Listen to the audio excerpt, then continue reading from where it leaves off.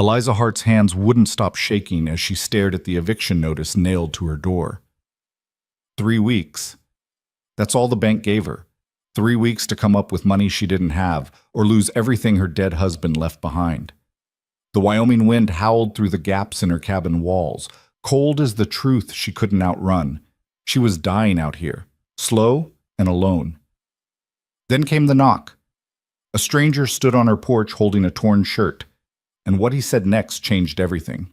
If you want to see how one widow's desperate fight became the most powerful love story on the frontier, stay until the end, and drop a like and comment with your city so I can see how far this story travels. The needle slipped again. Eliza cursed under her breath and stuck her finger in her mouth, tasting blood. 4th time tonight. Her eyes burned from the candlelight, and her back screamed from hunching over the kitchen table for 6 straight hours, but she kept stitching. The shirt had to be finished by morning or Mrs. Brennan wouldn't pay, and if Mrs. Brennan didn't pay, Eliza couldn't buy flour. And if she couldn't buy flour, well, she'd already skipped 2 meals this week. 3 wouldn't kill her, probably. Outside, the Wyoming wind rattled the shutters like it wanted in. February 1878 had teeth. The kind of cold that didn't care if you were tired or broke or holding on by a thread. It just came for you anyway. She pulled the thread tight, blinked hard, and kept going. The eviction notice sat folded in her apron pocket. She didn't need to read it again. She had the words memorized. Failure to satisfy outstanding debt. Seizure of property. 21 days. 3 weeks ago, that number felt almost generous. Now it felt like a countdown to the gallows. Her husband, Thomas, had been dead 9 months. 9 months of waking up alone in a bed that still smelled like him. 9 months of carrying water, splitting wood, and trying to keep a homestead running with nothing but stubbornness and a sewing needle. The town had been sympathetic at first, brought casseroles, offered prayers, patted her hand, and said things would get easier. They lied. Things got harder. The debts Thomas left behind didn't care that he was gone. The bank didn't care that Eliza was 24 and alone and had no idea how to run a farm. The land didn't care that her hands were small and her back gave out after an hour of digging. It all just kept coming, relentless as the wind. She finished the last stitch, bit off the thread, and held up the shirt. Passable. Mrs. Brennan wouldn't be thrilled, but she'd pay. Maybe. Eliza stood, bones creaking like the floorboards, and stretched. The cabin felt smaller every day. 1 room. A loft where she slept. A stone fireplace that ate firewood faster than she could chop it. Thomas had promised they'd build something bigger. Add another room, maybe 2, when they got ahead. But they never got ahead. They just survived, and then he didn't. She folded the shirt, set it on the table, and walked to the window. The land stretched out dark and endless under a sky full of stars she was too tired to appreciate. Somewhere out there, past the fence Thomas built and never finished, past the creek that ran cold and clear, past the hills where the wind came from, somewhere out there was a life that didn't hurt this much. But she couldn't see it. The knock came just as she was about to blow out the candle. Eliza froze. Nobody knocked this late. Nobody came out here at all unless they wanted something, and what she had left wasn't worth taking. She crossed to the door, heart hammering, and cracked it open. A man stood on her porch. Tall, broad-shouldered. Hat pulled low, but she could see enough of his face to know she didn't recognize him. He held something in his hands. Fabric, looked like. "Ma'am," he said. His voice was low, rough around the edges. "I apologize for the hour. I'm Gideon Vale. I work out at the Cross Hill Ranch, and He held up the fabric. A shirt, torn clean down the side. "I heard you do mending." Eliza stared at him, then at the shirt, then back at him. "It's past 10, she said. "I know, I wouldn't ask, but I need it by morning. Foreman's particular about appearance, and this is the only one I've got that's not worse off." He paused. "I can pay." That last part changed things. She opened the door wider. "How much?" 20 cents? 20 cents. That was, she did the math fast. Almost half a pound of flour. Maybe some lard. Maybe enough to stop her stomach from eating itself. 30, she said. He didn't blink. "Deal." She stepped aside. He didn't move. "You can come in," she said. "I need to see it in the light." Gideon hesitated, and for a second she thought he'd refuse. Then he stepped inside, taking off his hat as he crossed the threshold. He was bigger than she'd thought. Not threatening, exactly, but the cabin felt suddenly crowded. She took the shirt from him and carried it to the table. The tear ran from the shoulder seam down to the ribs, clean, like it had caught on something sharp. Fixable, but it'd take an hour, maybe more. Happened on a fence post, Gideon said, like he'd read her mind. Wasn't paying attention. Eliza turned the fabric over in her hands, checking the rest of the seams. You need it by morning? If possible. It's possible. She set it down and looked at him properly for the first time. He was maybe 30, weathered the way men got when they worked outside all day, every day. His hands were scarred. His boots were worn but clean. He looked like someone who didn't waste anything, time, words, money. You can wait or come back, she said. Your choice. I'll wait, if that's all right. She nodded and sat down, threading her needle again. Her fingers still ached from the earlier jab, but she ignored it. 30 cents was 30 cents. Gideon stayed standing for a minute, like he wasn't sure where to put himself, then finally settled into the chair across from her. He didn't talk, didn't fidget, just sat there, quiet, watching her work. It should have been awkward. Somehow it wasn't.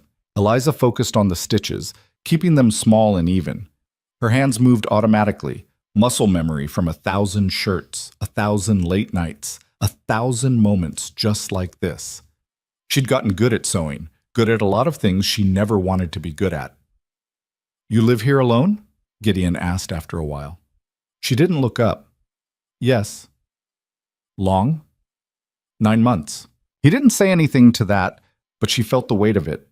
Everyone in town knew about Thomas, knew he'd died badly, fever that turned his brain to soup in 3 days, knew she was alone now, knew she was drowning. I heard you were widowed, Gideon said quietly. I'm sorry. Eliza's needle paused. She didn't want sympathy, didn't want pity, didn't want anyone looking at her like she was something broken. Thank you, she said, because it was easier than the truth. Silence settled again. She finished one seam and started the next, pulling the thread taut. Outside, the wind picked up and the shutters rattled harder. This place hold up all right in the cold? Gideon asked. Well enough? Looks like you've got some gaps in the walls. I know. You planning to fix them? She finally looked up. When I have time. His eyes met hers, and something in his expression shifted. Not pity, something else. Something that felt almost like understanding. You need help? He asked. No. You sure? I'm sure. He nodded slowly, but she could tell he didn't believe her. And why should he? The cabin was falling apart. The fence was half finished. The roof leaked in 2 places. She was behind on everything. Mending, firewood, repairs, debts. Behind and sinking. But she wasn't going to say that out loud. She finished the second seam and bit off the thread. Almost done. Take your time. She moved to the third seam, the one running down toward the ribs. This one would take finesse. Had to be strong, but invisible, or it'd pull when he moved. She worked carefully, slowly, threading the needle in and out in tight, deliberate loops. You do good work, Gideon said. I do work that holds. That's good work. She didn't answer. Compliments felt slippery. She didn't trust them. When she finished the last stitch, she held up the shirt and inspected it under the candlelight. Solid, clean, it'd last another year, easy. Here, she said, handing it over. Gideon took it, examined it, nodded. Better than new. 30 cents, Eliza said. He reached into his pocket and pulled out 3 dimes. Set them on the table, one at a time. Eliza scooped them up fast, like they might vanish if she waited. Thank you, Gideon said. He stood, pulling on his hat. And I mean it. If you need help with the cabin, the fence, anything. I'm at Cross Hill most days, but I've got time. I'm fine. All right. He didn't push, just nodded, tipped his hat, and walked to the door. She watched him go, watched him step out into the cold, watched the door close behind him. Then she sat down, stared at the 3 dimes in her hand, and let out a breath she didn't know she'd been holding. 30 cents. Not much. Not enough. But something. She blew out the candle and went to bed. The next day started the way they all did, cold, early, and unforgiving. Eliza hauled water from the creek, fed the chickens, checked the traps she'd set for rabbits. Nothing. She'd been running traps for a week and caught exactly 0 rabbits. Either she was doing it wrong or the rabbits had figured her out. By mid-morning, she was at the Brennan house delivering the finished shirt. Mrs. Brennan inspected it with narrowed eyes, looking for something to complain about, but came up empty. "It'll do," she said, and handed over 15 cents. Eliza bit back a response. "It'll do." Like she hadn't spent 6 hours going blind over that shirt. Like her work wasn't worth more than a pittance and a dismissal. "Thank you," she said flatly, and left. She bought flour, a small sack, then lard, then a piece of salted pork that cost more than it should have, but she needed protein or she was going to collapse. By the time she walked back to the cabin, the sun was high and her arms ached. The fence was still half finished. The roof still leaked. The eviction notice still sat in her pocket. 20 days left. She spent the afternoon chopping wood and it went badly. The axe was dull. Her aim was off. She nearly took off her own foot twice and only managed to split 4 logs before her hands started bleeding. She wrapped them in cloth and kept going until the sun started to set, then gave up. 4 logs. Pathetic. Inside, she made a thin stew with the pork and some old potatoes and ate it standing at the stove because sitting down felt like giving up. When she finished, she washed the pot, set it aside, and stared at the pile of mending waiting for her on the table. 7 pieces. 7 shirts, 2 pairs of trousers, and a coat. If she finished them all, she'd make maybe $2. If. She sat down and started stitching. The knock came an hour later. Eliza's stomach dropped. She wasn't expecting anyone, couldn't afford anyone. She opened the door. Gideon stood there again. No torn shirt this time. Just him. "Evening," he said. "Mr. Vale. I was passing by and noticed your woodpile's looking thin." She stiffened. "It's fine." "Didn't say it wasn't. Just thought I'd offer to chop some, if you want." "I don't need—" "I know you don't need it," he said, and his voice was patient, not condescending. "But I'm offering anyway. No charge. Just being neighborly." Eliza stared at him. Neighborly. Nobody had been neighborly in months. People brought casseroles when Thomas died, sure, but they disappeared fast once they realized she didn't have money or status or anything to offer back. "Why?" she asked. Gideon shrugged. "Why not?" "Because people don't do things for free." "Some do." She wanted to argue, wanted to tell him to leave, wanted to slam the door and prove she didn't need anyone. But her hands hurt, her back hurt, and she had 4 logs to last the week.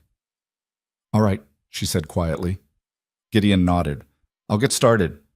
He walked past her to the woodpile, shrugged off his coat, and picked up the axe. Eliza stood in the doorway, arms crossed, watching. He didn't ask where things were. Didn't need instruction. Just set a log on the stump, raised the axe, and brought it down clean. The log split in 2. He set up another, split it, another, split it. He worked fast, efficient, no wasted motion. Eliza went back inside, but she kept glancing out the window, watching him, trying to figure out the angle. There was always an angle. By the time the sun set, he'd chopped enough wood to last her 2 weeks. Maybe 3 if she was careful. He stacked it neatly by the door, put the axe back, and knocked again. She opened the door. "That should hold you," he said. "Thank you." "You're welcome." He paused. "If you need anything else, I won't." "All right." He tipped his hat. "Good night, Mrs. Hart." "Good night." He left. Eliza closed the door, walked to the window, and watched him disappear into the dusk. Then she sat down at the table, picked up her needle, and went back to work. But her hands weren't shaking anymore. Gideon came back 3 days later. Eliza was in the yard trying to fix a section of fence that had given up entirely during the last windstorm.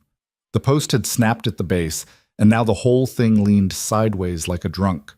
She'd been at it for an hour, digging around the broken post with a rusty spade, and all she had to show for it was dirt under her fingernails and a blister forming on her palm. She didn't hear him approach, just looked up, and there he was, standing at the edge of her property with his hands in his pockets. "That post rotted through," he said. Eliza straightened, wiping sweat from her forehead with the back of her hand. "I know. You're not going to be able to fix it. Needs replacing. I don't have another post. I do. She stared at him. Why are you here? Thought I'd check in. He walked closer, stopped a few feet away, looked at the fence. Figured you might need a hand. I didn't ask for one. I know. The wind blew cold between them. Eliza's fingers ached from gripping the spade, and her back felt like someone had beaten it with a board.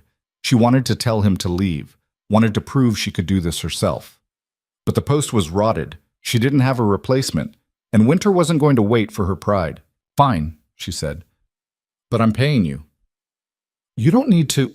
I'm paying you, she repeated, harder this time. I don't take charity. Gideon held her gaze for a moment, then nodded. All right, 2 bits. That's too low. It's a fence post, Mrs. Hart, not a house. It's labor. I'll give you 50 cents. 30. 40. He smiled slightly. 40 it is. She didn't smile back, just handed him the spade and stepped aside. Gideon set to work without ceremony. He dug faster than she had, deeper, loosening the old post until it came free with a wet, sucking sound. Then he went back to his horse. She hadn't even noticed the horse until now, and untied a fresh post from the saddle. You just carry fence posts around? Eliza asked. Sometimes. Why? Never know when you'll need one. He set the new post in the hole, packed dirt around it, tested it with his weight. Solid. Then he reattached the rails, driving nails with quick, precise strikes. The whole thing took maybe 20 minutes. When he finished, he stepped back and wiped his hands on his trousers. That'll hold. Eliza walked over and pushed on the post. Didn't budge. It will. She pulled 4 dimes from her apron pocket and held them out. Gideon looked at them, then at her. You don't have to. Take it. He took the coins, pocketed them. Thank you. You're the one who did the work. Still. He glanced around the yard at the sagging porch steps, the gap in the roof where a shingle had blown off, the chickens scratching in the dirt. You managing all right out here? I'm fine. You look tired. Eliza's jaw tightened. I'm fine. Gideon didn't push, just nodded. All right. I'll let you get back to it. He walked to his horse, mounted up, and rode off without another word.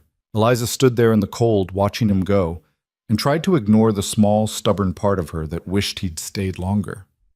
She went inside, made weak tea, and got back to mending. The next Sunday, she saw him in town. Eliza had walked the 3 miles to buy flour and salt, carrying the coins she'd scraped together from a week's worth of sewing. The general store was crowded, Sundays always were, and she kept her head down, moving through the aisles quickly. She didn't want to talk to anyone, didn't want the looks, the whispers, the thinly veiled pity. She was at the counter paying when she heard his voice behind her. Mrs. Hart! She turned. Gideon stood near the door, hat in hand, looking like he wasn't sure if he should approach. Mr. Vale, she said, didn't expect to see you here. I buy supplies same as anyone. Right, of course. He shifted his weight. You walk in? I did. Long walk. I manage. He nodded, started to say something else, then stopped. Around them, the store had gone quiet. People were watching, listening. Eliza could feel their eyes on her back like heat. I should go, she said. Wait. Gideon stepped closer, lowered his voice.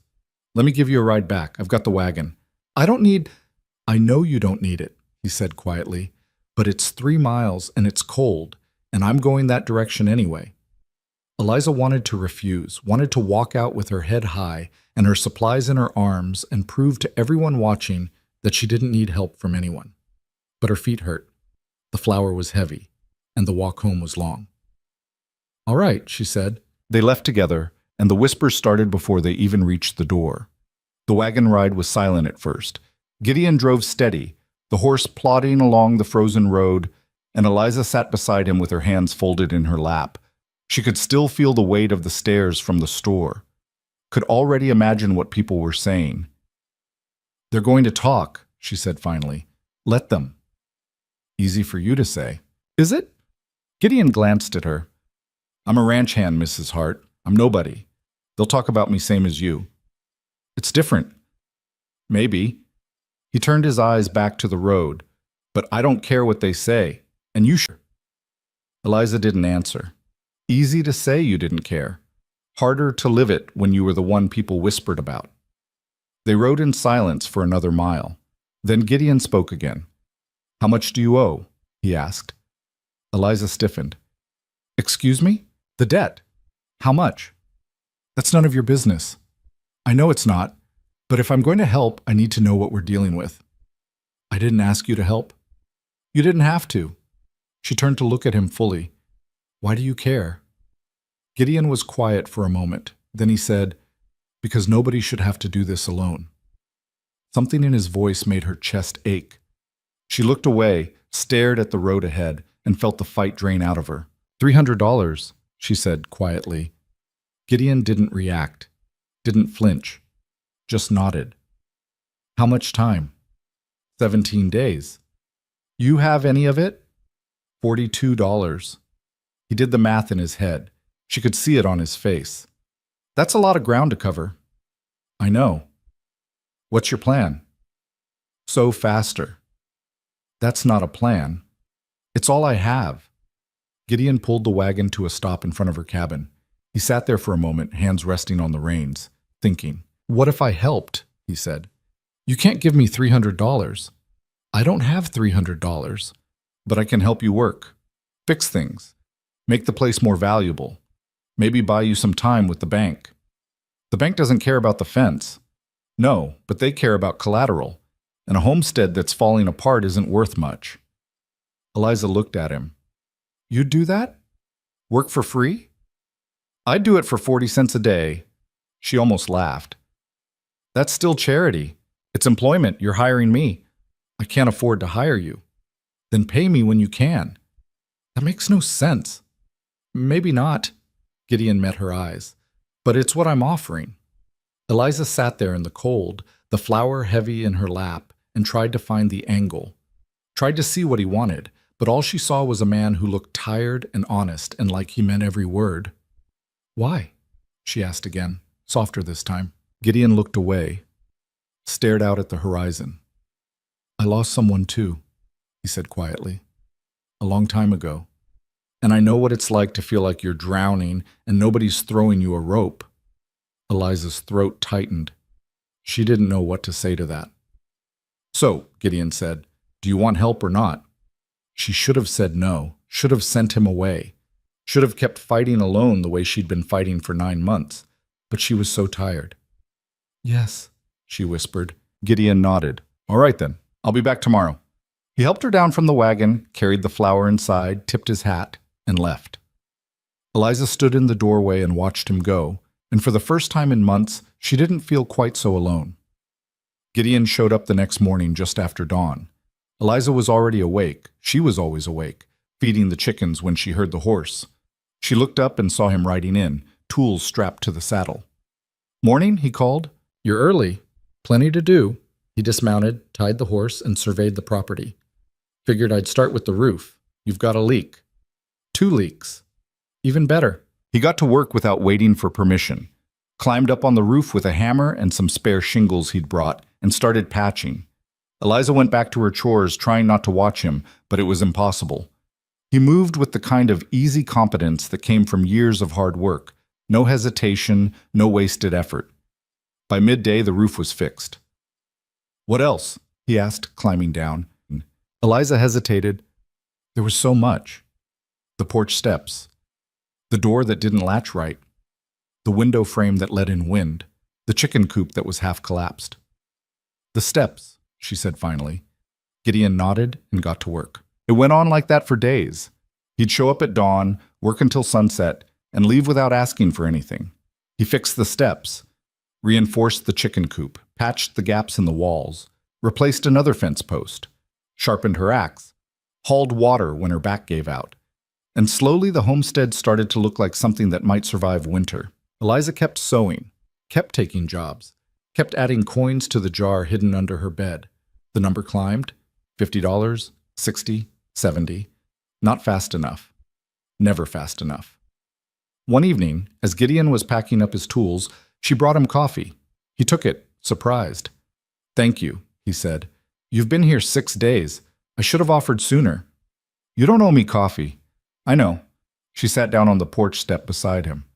But you've done a lot. Not enough yet. They sat in silence for a while, sipping coffee, watching the sun sink behind the hills. Can I ask you something? Eliza said. Sure. What happened? To the person you lost? Gideon was quiet for a long time. Then he said, Her name was Anna.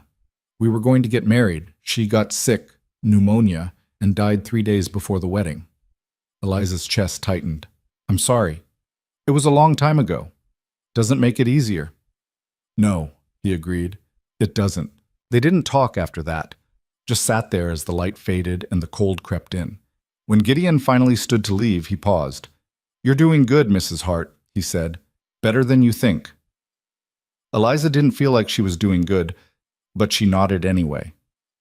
Thank you, she said. He tipped his hat and rode off into the dusk. The whispers got louder. Eliza heard them every time she went to town, saw the looks, the raised eyebrows. The way conversation stopped when she walked past. Mrs. Brennan cornered her outside the general store one afternoon. I hear you've got help out at your place, she said, voice dripping with false sweetness. I do. That ranch hand, Gideon Vale. Yes, Mrs. Brennan's smile sharpened. People are talking, dear. A widow, alone with a man. It doesn't look proper. Eliza met her gaze. He's fixing my roof, not courting me. Still, appearances matter. Do they? Eliza stepped closer. Because from where I stand, appearances are all anyone in this town cares about. Not whether I'm starving, not whether I lose my home, just whether I look proper while I do it. Mrs. Brennan's smile froze. If you'll excuse me, Eliza said, and walked away. Her hands shook the whole way home. That night she told Gideon what had happened. He didn't look surprised. You want me to stop coming? No.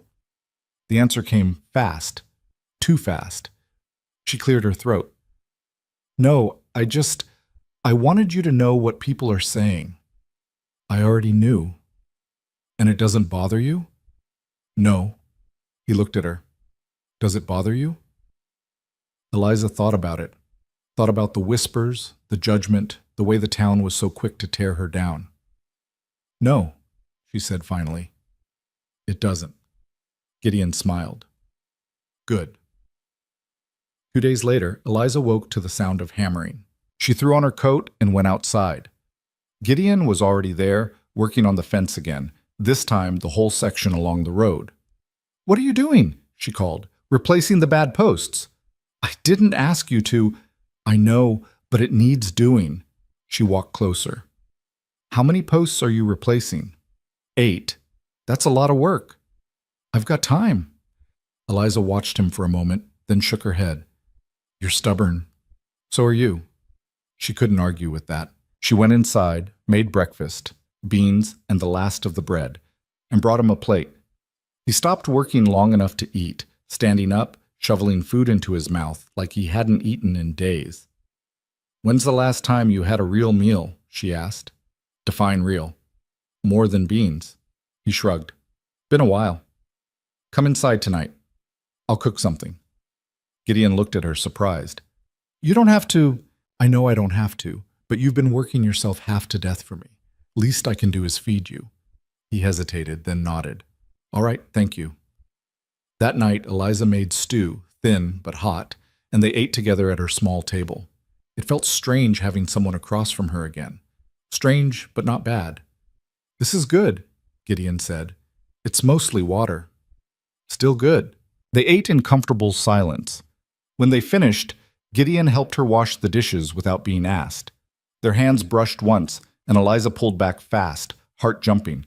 If Gideon noticed, he didn't say anything. I should go, he said, drying the last plate. All right. He lingered at the door. Same time tomorrow? Same time. He left, and Eliza stood there in the quiet cabin, feeling something she hadn't felt in a long time. Hope. The debt deadline kept closing in. 12 days left. Then 10. Then 8. Eliza worked herself to exhaustion, sewing, mending, taking every job she could find. She walked into town twice a week now, carrying finished work, picking up new orders. Her hands bled, her eyes burned, sleeping more than 4 hours a night. The jar under her bed grew slowly. $85? 90. 100. Still not enough. Not even close. One afternoon, the bank manager showed up at her door. Mr. Dalton was a thin man with wire-rimmed glasses and a permanent expression of disapproval. He stood on her porch like he was afraid the place might collapse under him. "Mrs. Hart," he said. "Mr. Dalton, I'm here to discuss your outstanding debt. I know what I owe. Do you have the money?" "Not yet." His mouth tightened. "The deadline is in 6 days. I'm aware. If you cannot pay in full, the bank will be forced to seize the property." Eliza's hands clenched. "I'll have it." "How?" "That's my concern." Dalton looked past her into the cabin, his gaze sharp and assessing. "The property has been improved, I see." "It has." "Who did the work?" "I hired someone." "With what money?" Eliza's jaw tightened. "With my money. Money you should be using to pay your debt." "I can't pay my debt if the roof caves in and the place is worthless." Dalton stared at her for a long moment. Then he said, 6 days, Mrs. Hart. Not 1 day more." He turned and left. Eliza closed the door and leaned against it, shaking. That night she told Gideon about the visit. He listened without interrupting, his face unreadable. "How much do you have?" he asked when she finished. $103. "You need 300. "I know." I know," she said again, harder this time. "I know it's impossible. I know I'm not going to make it, but I don't know what else to do." Gideon was quiet. Then he said, "I have $80 saved." Eliza's head snapped up. "No. It's not enough on its own, but combined with what you have—" "No," she repeated. "I'm not taking your money. It's a loan. I can't pay you back. You will eventually." "Gideon." "Eliza." It was the first time he'd used her first name. It stopped her cold. "Let me help," he said quietly. "Please." She stared at him, and something inside her cracked. "I can't ask you to do this," she whispered. "You're not asking. I'm offering." Tears burned in her eyes. She blinked them back hard. "Why? Why are you doing this?" Gideon looked at her for a long moment. Then he said, "Because I care about you." The words hung in the air between them. Eliza's breath caught. She didn't know what to say, didn't know how to respond. "You don't have to say anything," Gideon said quickly. I needed you to know." "Gideon, think about the money," he said. "That's all. Just think about it." He left before she could answer. Eliza stood there in the silence, her heart pounding, and tried to make sense of what had just happened. She didn't sleep that night, just lay in bed staring at the ceiling, running the numbers over and over in her head. $103, plus 80 from Gideon. That was 183. Still 117 short. Still impossible. Unless... The thought hit her like a lightning strike. She sat up, heart racing. The sewing. She'd been taking jobs one at a time, working alone. But what if she didn't work alone? What if she asked for help? There were women in town who sewed, women who might be willing to work if she split the pay, if she organized it right, pooled the labor, took on bigger jobs. It was desperate. It was risky. But it might work. The next morning she went into town. She started with Mary Hutchins, a woman she barely knew, but who had a reputation for good needlework. Mary lived in a small house on the edge of town with 3 kids and a husband who drank more than he worked. Eliza knocked on the door. Mary answered, looking surprised. "Mrs. Hart?" "I have a proposition," Eliza said. "Do you have a minute?" Mary let her in. Eliza explained the plan, pooling their work, taking on bigger jobs, splitting the pay. Mary listened, her expression skeptical. "Why would I do that?" she asked. "I can sew on my own." "You can," Eliza agreed. "But together we can take jobs you'd never get alone. Hotel linens, restaurant tablecloths, work that pays real money." Mary's eyes narrowed. "How much?" "Depends on the job, but more than you're making now." Mary thought about it. Then she said, "All right, I'm in." Eliza felt a surge of relief. "Thank you." She went to 3 more women that day, 2 said yes, 1 said no. By the end of the week, she had a crew of 4, including herself. They worked fast, took a contract from the hotel for 24 tablecloths, finished them in 3 days, got paid $20. Eliza split it evenly, kept $5, and added it to the jar. Then they took another job, and another. The money came in faster, not fast enough, but faster. 5 days before the deadline, Eliza counted the jar. $208. Close. So close. Gideon found her that evening, sitting on the porch, staring at nothing. How much? He asked. 208. You're getting there. Not fast enough. He sat down beside her. Take my 80. I can't. Eliza. He said her name again, and it still made her chest tighten. Take it, please. She looked at him, at the man who had shown up out of nowhere and fixed her roof and her fence and her life without asking for anything in return. Why do you care so much? She whispered. Gideon reached out slowly and took her hand. His fingers were warm and rough and steady. Because you're worth caring about, he said. Eliza felt something break open inside her, felt the walls she'd built to keep everyone out start to crumble. I don't know how to do this, she said. I don't know how to let someone in. You don't have to know. You just have to try. She looked down at their hands, intertwined, and made a decision. All right, she said. I'll take the money. Gideon exhaled. Thank you. But I'm paying you back every cent. I know you will.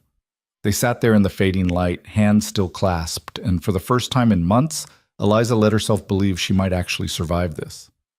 The next morning, Gideon brought the money in a small leather pouch. Eliza took it with shaking hands, feeling the weight of it, not just the coins, but what they meant. Trust, faith. Something she didn't know how to carry. Count it if you want, Gideon said. I trust you. Count it anyway. She did. $80 exactly. She added it to her jar and did the math again. $288.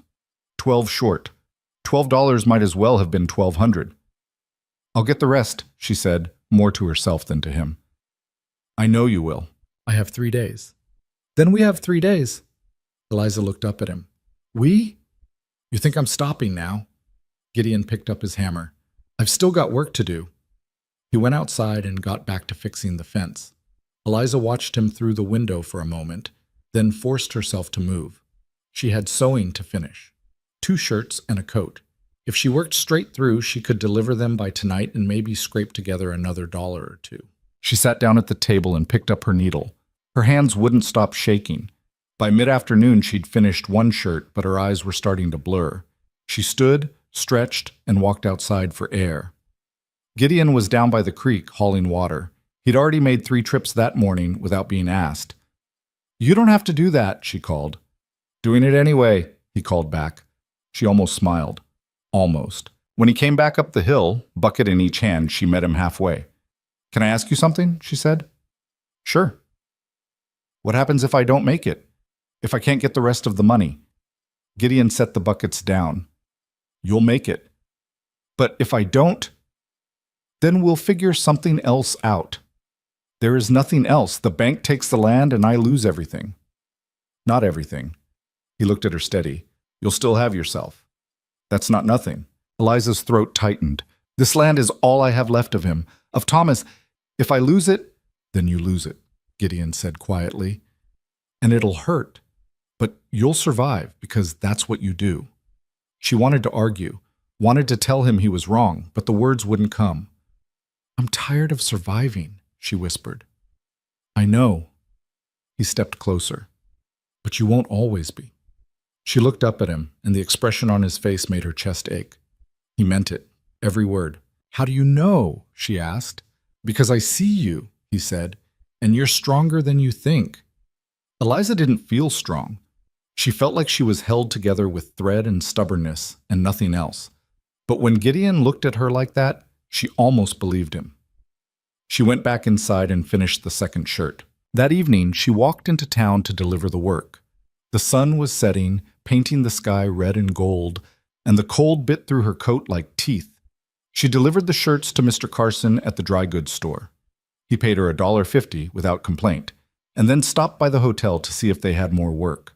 The manager, a heavy-set man named Polk, looked her up and down.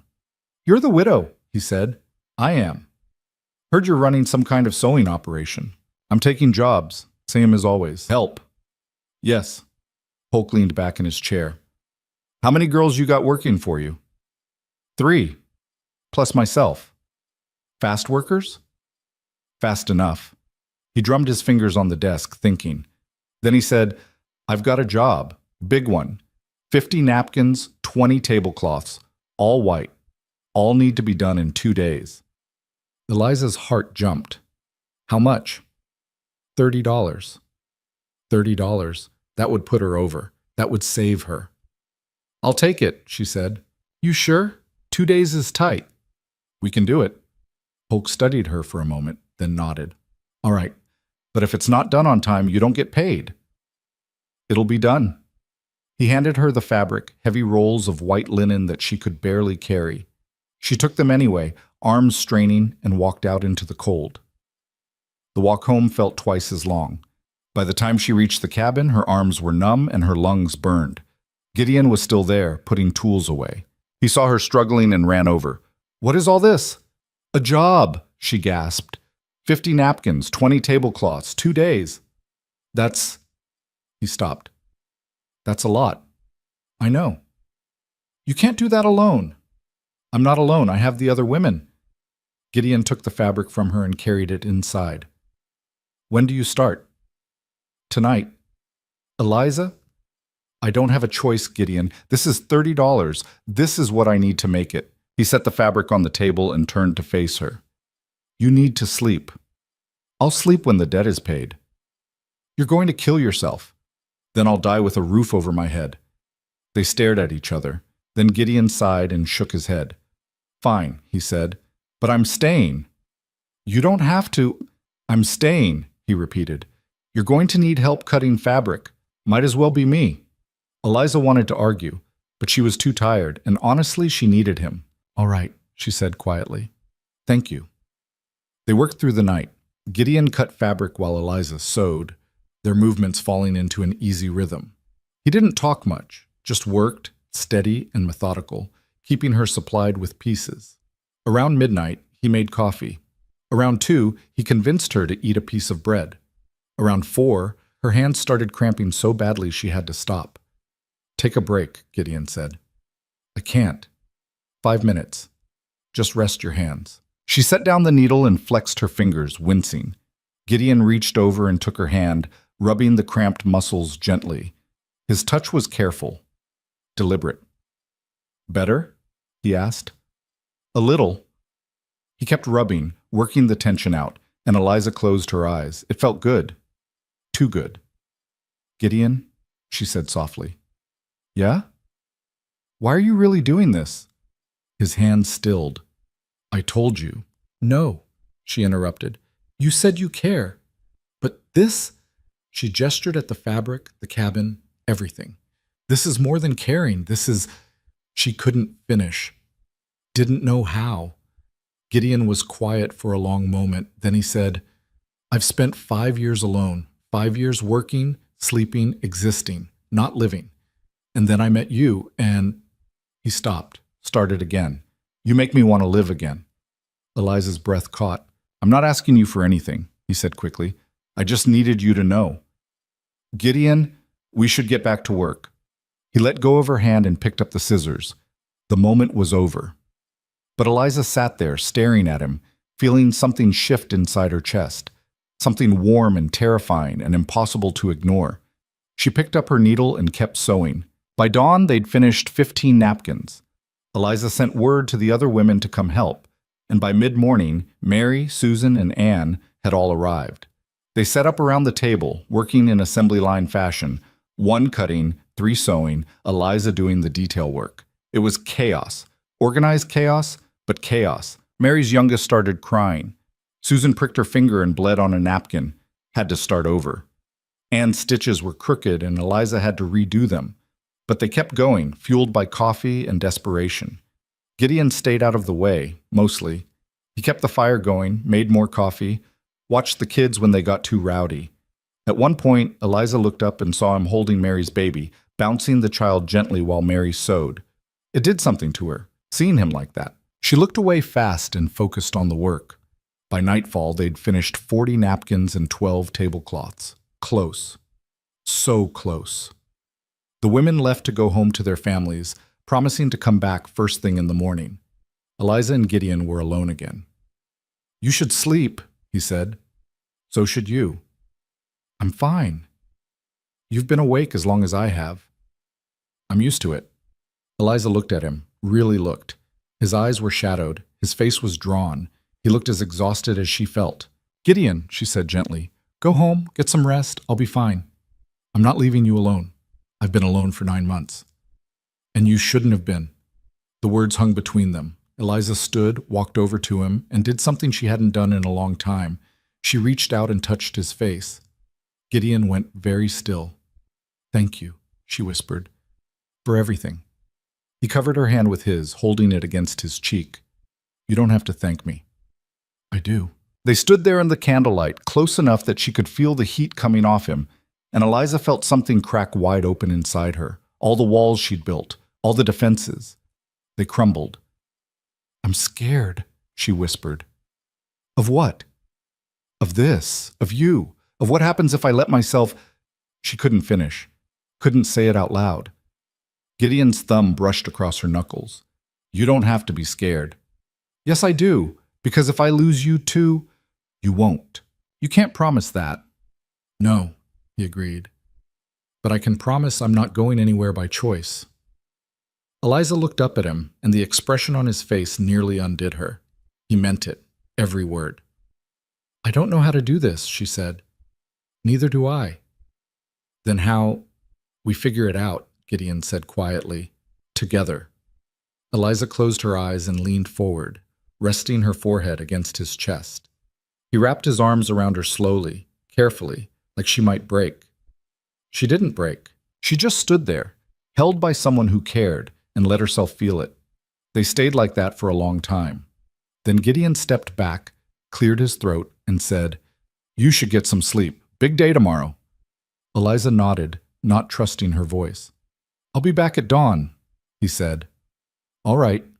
He left, and Eliza stood in the silence, touching the place on her chest, where his heartbeat had pressed against hers. Then she went to bed and dreamed of something other than debt for the first time in months. The next day was a blur. The women showed up at dawn and they worked like machines. Napkins, tablecloths, one after another.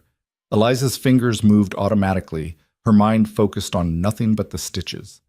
Gideon kept everyone fed, kept the fire going, kept the chaos from spiraling. By late afternoon they were done, 50 napkins, 20 tablecloths. All finished, all perfect. Eliza counted them twice to be sure, then wrapped them carefully in brown paper. Mary helped her load them into a wagon Gideon had borrowed, and they rode into town together.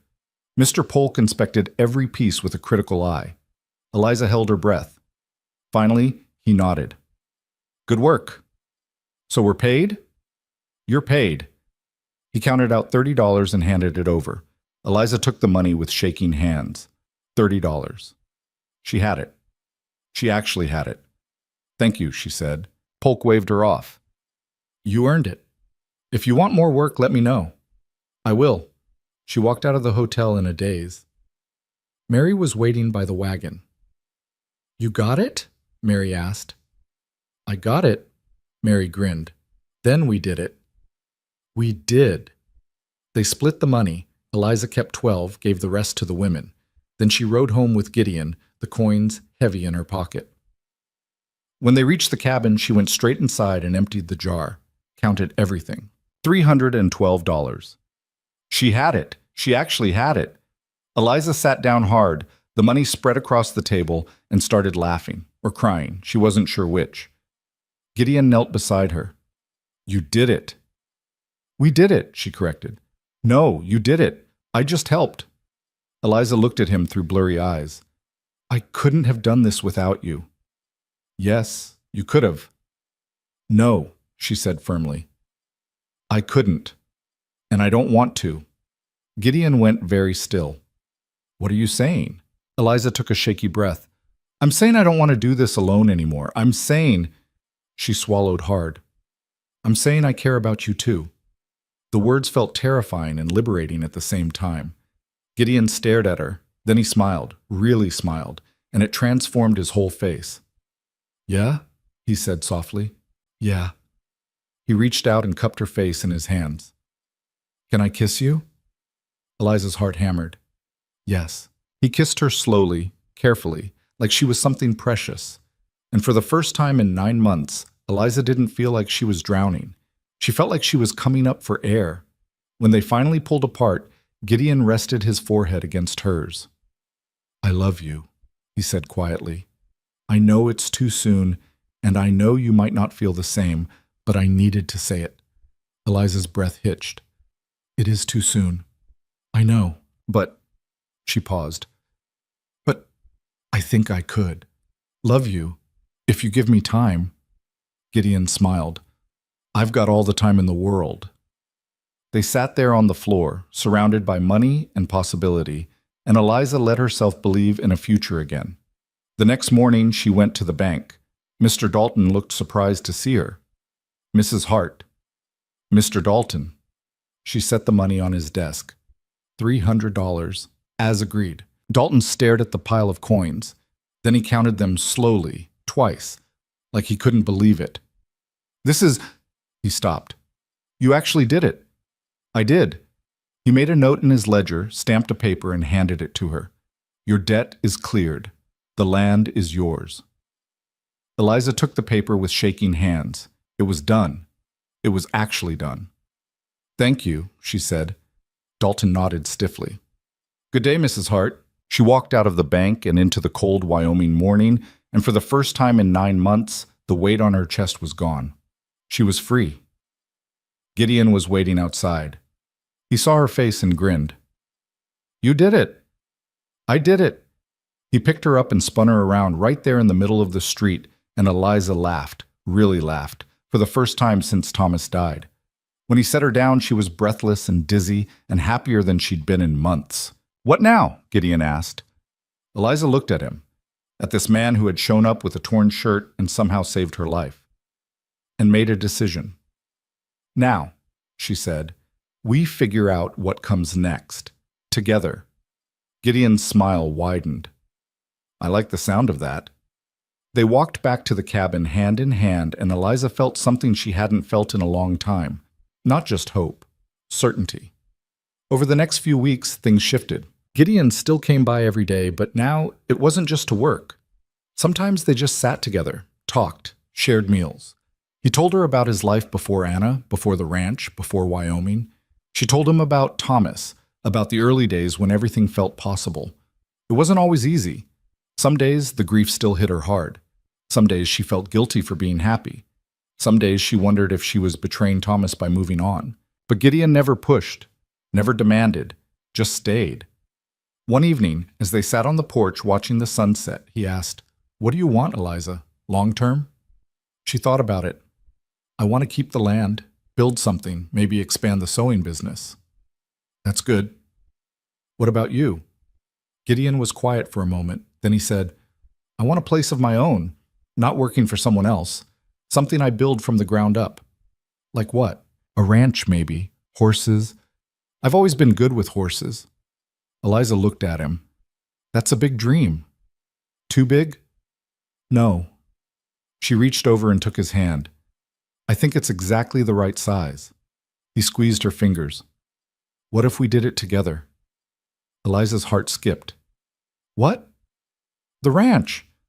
What if we built it together, you and me?" "Gideon, that's—" She stopped. "That's a lot." "I know. We've only known each other a few months." "I know that too. And people already talk, but let them talk." Gideon turned to face her fully. "I'm not asking you to marry me tomorrow. I'm just asking if you'd want to build something with me. When you're ready." Eliza stared at him, at the man who had fixed her roof and her fence and her heart without asking for anything in return. "Yes," she said quietly. "When I'm ready, yes." Gideon's face broke into a grin. "Yeah?" "Yeah." He kissed her then, slow and deep, and Eliza felt the last of her walls come down. She was done fighting alone. A month later, Gideon proposed. It wasn't fancy. No ring, no grand gesture, just the two of them sitting by the fire after dinner and him saying, "Marry me." Eliza looked up, surprised. "What?" "Marry me," he repeated. "I know it's fast. I know people will talk, but I don't care. I want to spend the rest of my life with you, and I don't want to wait." Eliza's throat tightened. "Gideon, if you need more time, I'll wait, but I had to ask." She looked at him, really looked, at the man who had saved her when she was drowning, who had stood beside her when everyone else walked away, who loved her without conditions or expectations. "Yes," she said. Gideon blinked. "Yes? Yes, I'll marry you." He stared at her for a heartbeat, then pulled her into his arms and kissed her until she couldn't breathe. When they finally pulled apart, he was grinning like a fool. "When?" he asked. "Soon," Eliza said, "before I lose my nerve." They were married 2 weeks later in a quiet ceremony at the cabin. No guests, no fanfare, just the two of them and a traveling preacher who happened to be passing through. Eliza wore a simple dress she'd sewn herself. Gideon wore his cleanest shirt. They said their vows under the wide Wyoming sky, and when the preacher pronounced them married, Gideon kissed her like she was the only thing that mattered in the world. And maybe she was. That night, as they lay in bed together for the first time as husband and wife, Gideon traced patterns on her shoulder. "You happy?" he asked. "Yeah," Eliza said. "I am." "Good." She turned to face him. "Are you?" "Happiest I've ever been." They fell asleep tangled together, and for the first time in a year, Eliza didn't dream of loss. She dreamed of the future. A few weeks after the wedding, Gideon came home with news. "Mr. Thornhill wants to see me," he said. Eliza looked up from the stove. "The ranch owner?" "Yeah, he wants to talk about a new position." "What kind of position?" "Foreman, overseeing the whole operation, better pay, a house on the property." Eliza's heart jumped. That's huge." "I know." "Are you going to take it?" Gideon hesitated. "I don't know. It's good money, stable, but what?" "But it's not ours," he said quietly. "It's still working for someone else." Eliza set down the spoon and walked over to him. "What do you want to do?" "I want to build our own place, but that takes time and money, and..." He sighed. "Maybe this is the smart move. Take the job, save up, then start the ranch later." "That makes sense." "Yeah." But he didn't sound convinced. Eliza took his hands. "Talk to Thornhill, see what he's offering, then we'll decide together." Gideon nodded. "All right." The meeting with Thornhill went well. He offered Gideon the foreman position, a salary that was double what he'd been making, and a 3-room house on the edge of the property. It was everything they needed. Gideon took the job.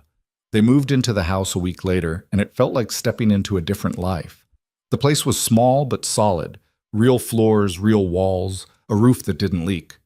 Eliza walked through the rooms and felt something close to disbelief. "This is ours?" she said. "For as long as I work for Thornhill," Gideon said. "But yeah, it's ours." Eliza turned to him. "We should keep the homestead." "What?" "The cabin, the land. We should keep it. Rent it out, maybe. Or just hold on to it, but we shouldn't sell." Gideon thought about it. "That's smart. Keep our options open." "Exactly." They kept the land, rented the cabin to a young couple for a few dollars a month, and slowly, carefully, they started building a life. Gideon thrived as foreman. He was good at it, managing men, organizing work, solving problems. Thornhill noticed, started giving him more responsibility, more authority. Eliza kept sewing, but now she worked from home, taking bigger contracts, managing the other women. The money was good, better than good. For the first time in her life, she wasn't just surviving. She was living. One night, about 6 months after they'd moved into the house, Gideon came home with a gleam in his eye. "I've been thinking," he said. "About what?" "About the ranch. Our ranch." Eliza set down the shirt she was mending. "Yeah?" "Thornhill's been talking about selling off some of his land, the north pasture, about 80 acres. And I think we should buy it." Eliza's breath caught. "Gideon, how much would that cost?" "A lot. But we've been saving, and if we keep saving, we could have enough in a year, maybe less. You really think we could do it? Yeah, he said. I do. Eliza looked at him, at the determination in the certainty, and felt her own hope rise to match it. All right, she said. Let's do it. They shook hands like business partners, then kissed like newlyweds, and Eliza felt the future open up in front of them, wide and wild and theirs for the taking. They saved like their lives depended on it. Every dollar Gideon made as foreman went into a tin box under their bed. Every contract Eliza finished, every piece of work the sewing crew completed. Half the profit went straight into savings. They ate simple, spent nothing they didn't have to, patched clothes until they couldn't be patched anymore. It was hard. Some weeks, Eliza looked at the box and wondered if they'd ever have enough. But Gideon never wavered. He worked dawn to dusk managing Thornhill's ranch, came home exhausted, and still found time to sketch plans for their future place. Look at this, he'd say, spreading rough drawings across the kitchen table. We put the barn here, corrals here, house up on the rise so we can see the whole property. Eliza would lean over his shoulder, studying the lines. How many horses are we starting with? 4, maybe 5. Good breeding stock. We build from there. And we're sure 80 acres is enough? For now, we can expand later. She liked the sound of that. Later. Like they had all the time in the world. 8 months in, they had $400 saved. Still not enough, but close. Closer than Eliza had ever thought possible. Then Gideon came home one evening looking troubled. What's wrong? She asked. He sat down heavily. Thornhill's selling. Eliza's stomach dropped. Selling the north pasture? Selling everything, the whole ranch. What? Why? His wife's sick, real sick. They're moving back east to be near her family. Gideon rubbed his face. He's putting the property up next month. Eliza sat down across from him. What does that mean for us? Means whoever buys it might not want me as foreman, might not want us in this house. So we could lose everything. Not everything. We've still got savings. Still got your cabin. But he stopped. Yeah, we could lose the job, the house, all of it. They sat in silence for a moment. Then Eliza said, What about the north pasture? Is Thornhill still willing to sell it separately? I don't know. I could ask. Ask him tomorrow. Gideon looked at her. We don't have enough yet. We have 400. How much does he want? He wanted 600 before, but if he's desperate to sell, Gideon's eyes narrowed. Maybe I can negotiate. Then negotiate. He reached across the table and took her hand. You sure about this? If we buy the land now, we won't have anything left. No cushion, no safety net. We've never had a safety net, Eliza said, and we've survived anyway. Gideon smiled slightly. Yeah, we have. The next day he talked to Thornhill. The old man was tired, worn down by worry over his wife. He looked at Gideon with something like relief when he brought up the north pasture. You still interested? Thornhill asked. I am, but I can't pay 600. How much can you pay? 400, cash. Today. Thornhill was quiet for a long moment. Then he said, 450, and it's yours. Gideon's heart hammered. I'd need a week to get the extra 50. You've got 3 days. After that, I'm selling everything as one lot. Deal. They shook on it. Gideon came home and told Eliza they had 3 days to come up with $50. She didn't panic, didn't freeze, just nodded and said, All right, let's get to work. She called in every favor she had, took emergency sewing jobs at half her usual rate just to get the work, reached out to women she'd worked with before, promised them a cut if they helped. Mary, Susan, Anne, they all showed up. They worked around the clock. Shirts, trousers, tablecloths, napkins, whatever came through the door. Eliza's fingers bled, her eyes burned, but she kept going. Gideon worked extra hours at the ranch, took on side jobs fixing fences and breaking horses for neighbors. He came home every night with a few more dollars, added them to the box, collapsed into bed. On the third day, they counted everything, $447, $3 short. Eliza stared at the money, her stomach sinking. We're so close. I know. What do we do? Gideon was quiet. Then he stood up, walked to the corner of the room, and picked up his saddle. The good one. The one his father had given him before he died. No, Eliza said. You're not selling that. It's worth $10. Easy. Gideon, it's just a saddle. It's not just a saddle, it's... She stopped. It's all you have left of him, and the land is all we have of our future. He met her eyes. I can get another saddle. I can't get another chance like this. Eliza wanted to argue, wanted to tell him to wait, to find another way, but they didn't have time, and he was right. All right, she whispered. Gideon took the saddle into town and sold it to the livery owner for $12. He came back, handed her the money, and they counted again. $459. Enough. They went to Thornhill that afternoon and gave him the money. All of it. Every last cent they'd scraped together over the past year. Thornhill counted it twice, nodded, and handed Gideon the deed. It's yours, he said. 80 acres, north pasture, water rights included.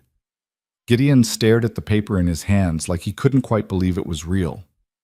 Thank you, he said, voice rough. Thornhill clapped him on the shoulder. You've earned it, son. Take care of that land. I will. They walked out of Thornhill's office into the bright Wyoming afternoon, and Eliza felt like she was floating. We did it, she said. We did it, Gideon repeated. Then he picked her up and spun her around, right there in the middle of the street, laughing. When he set her down, they were both grinning like fools. What now? Eliza asked. Now, Gideon said, we build. The next few months were a blur of work. They couldn't afford to hire help, so they did everything themselves. Gideon built a simple barn first, just 4 walls and a roof, but it was theirs. Eliza helped where she could, holding boards steady while he hammered, hauling water, cooking meals over an open fire because they didn't have a house yet. They lived in a tent on the property for the first month. It was cold, uncomfortable, and sometimes Eliza woke up with frost in her hair, but every morning she looked out at the land, their land, and felt something close to joy. Slowly the place took shape. The barn, corrals, a small cabin, nothing fancy, just one room with a loft. But it was solid. It was home. Gideon bought their first 4 horses with money borrowed from a neighbor. Good stock, strong lines. He trained them himself, working with them every day until they were ready to sell or breed. Eliza kept sewing, kept the money coming in. She set up a workspace in the cabin, took contracts from town, managed the other women. The business grew, not fast, but steady. One evening, about 6 months after they'd bought the land, Gideon came in from the barn looking thoughtful. I've been thinking, he said. About what? We need a name for the ranch. Eliza looked up from her sewing. What kind of name? Something that means something, not just Vale Ranch or something boring. She thought about it. What about Second Chance? Gideon went still. Second Chance Ranch? Yeah, because that's what this is, isn't it? A second chance for both of us. He stared at her for a long moment, then he smiled. I like it. Yeah? Yeah. He walked over and kissed her. Second Chance Ranch it is. They carved the name into a wooden sign and hung it at the entrance to the property. It wasn't much, but it was theirs.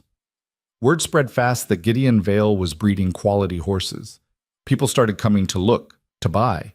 Some remembered him from Thornhill's ranch, knew he was good with animals. Others heard through the grapevine. The first real sale came 3 months in. A rancher from 50 miles north bought 2 horses for $60. Gideon came home with the money in his pocket and a look of stunned pride on his face. We're actually doing it, he said. Eliza grinned. We are. They celebrated that night with a real meal. Beef, potatoes, bread that wasn't stale. It felt like luxury. But success brought new problems. They needed more space, more horses, better equipment, and they were running out of money again. We could take a loan, Eliza suggested one night. Gideon shook his head. No, I'm not going into debt, not after what you went through. This is different. It's not different. Debt is debt. Then what do? We work harder, save more, grow slow. Eliza wanted to argue, but she knew he was right. They'd clawed their way out of ruin once. She didn't want to risk falling back in, so they worked harder. Gideon took on training jobs for other ranchers, breaking horses, teaching riding, whatever paid. Eliza expanded the sewing business, hired 2 more women, took bigger contracts.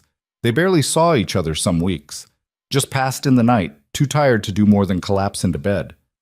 One evening, Eliza snapped. She'd been sewing for 14 hours straight, her back screaming, her hands cramping, and Gideon came in late again, like horse sweat and exhaustion. "Where were you?" she asked. "Working." "You're always working." "So are you." "That's not the point." Gideon stopped, looked at her. "What is the point?" "The point is we're killing ourselves," Eliza said, voice rising. "We barely talk. We barely sleep. When's the last time we just sat together like we used to?" Gideon's jaw tightened. "We're building something. That takes work." "I know it takes work, but at what cost?" "What do you want me to say, Eliza? That I'll work less?" "We can't afford—" "I don't care about afford." She threw down the shirt she was mending. "I care about us. About this. About having a marriage, not just a business partnership." Gideon stared at her. Then he sighed and sat down. "You're right." Eliza blinked. "What?" "You're right. He rubbed his face. "I've been so focused on making this work that I forgot why we're doing it." "Why are we doing it?" "To build a life. Together." He reached for her hand. "Not to work ourselves to death." Eliza felt the anger drain out of her. She sat down beside him. "I'm sorry, I shouldn't have yelled." "No, you should have. I needed to hear it." They sat in silence for a moment. Then Gideon said, "How about this? One day a week, we don't work. We just exist. Together. Can we afford that?" "We'll make it work." Eliza smiled slightly. "All right.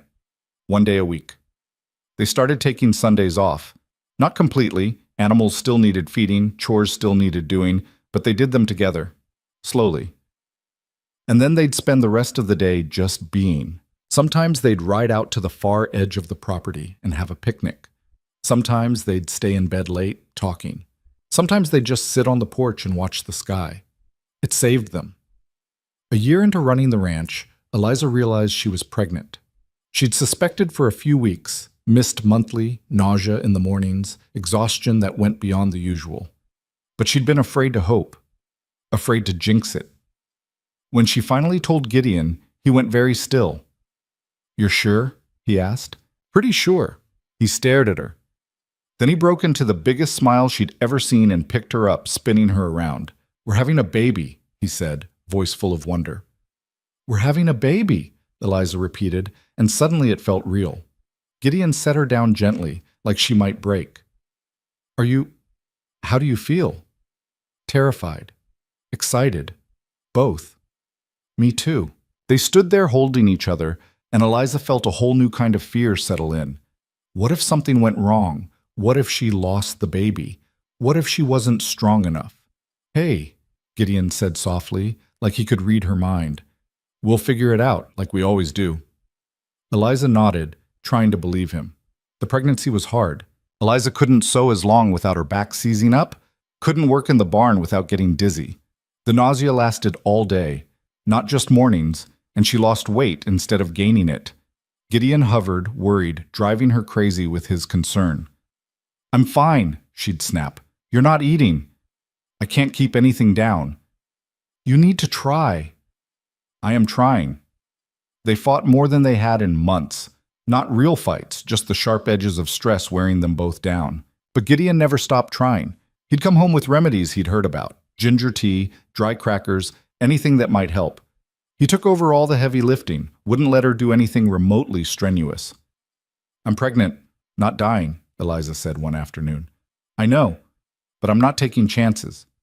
"You're being ridiculous." "Maybe. But you're stuck with me."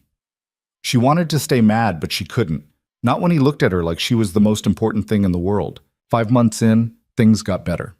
The nausea faded. Her energy came back. She could work again, carefully, and it felt good to be useful. She sewed baby clothes in the evenings. Small shirts, tiny blankets. Gideon built a cradle from scrap wood, sanded it smooth, carved their initials into the side. They were ready. As ready as they could be. The baby came early. Eliza woke in the middle of the night with pain radiating through her back. She tried to breathe through it, thinking it was nothing, but it got worse fast. "Gideon," she gasped. He woke instantly. "What's wrong?" The baby, I think. Another wave of pain hit and she couldn't finish. Gideon went pale. I'll get the midwife. There's no time. I'll get her. Just hold on. He rode into town faster than he'd ever ridden, pounded on the midwife's door until she answered. They made it back to the ranch in record time, but by then Eliza was in full labor. It was bad. Worse than she'd imagined. The pain was endless, overwhelming, and she couldn't think past it. The midwife, a no-nonsense woman named Mrs. Fletcher, barked orders. Gideon held Eliza's hand, looking terrified. You're doing great, he kept saying. You're so strong. Eliza wanted to scream at him that she wasn't strong, that she couldn't do this, but she didn't have the breath. Hours blurred together, pain, pressure, fear. And then, finally, a baby's cry. It's a girl, Mrs. Fletcher announced, holding up a tiny, red-faced, squalling infant. Eliza collapsed back against the pillows, sobbing with relief. Gideon was crying too, she realized, just standing there with tears streaming down his face. Mrs. Fletcher cleaned the baby, wrapped her in a blanket, and handed her to Eliza. The moment she held her daughter, everything else fell away. The pain, the fear, all of it. She's perfect, Eliza whispered. She is, Gideon agreed, voice rough. They named her Anna, after Gideon's first love. It felt right. The first few months were chaos. Anna didn't sleep, just cried and ate and cried some more.